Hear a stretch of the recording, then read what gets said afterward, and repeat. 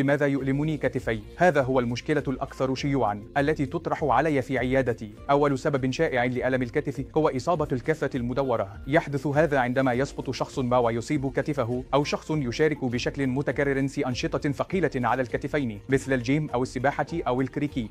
السبب الثاني الأكثر شيوعاً هو الكتف المتجمد. يحدث هذا بشكل شائع لدى مرضى السكري والمرضى بمشاكل الغدة الدرقية، ويتضمن زيادة في الألم وزيادة في تصلب الكتف مما يعيق أنشطتهم. السبب الثالث الأكثر شيوعاً هو التهاب المفاصل، وهو أكثر شيوعاً لدى الأشخاص كبار السن، ويظهر كألم خفيف مستمر يوقظهم في الليل ويحد من أنشطتهم اليومية مثل الاستحمام أو فك الأزرار وربطها، وأيضاً استخدام المرحاض.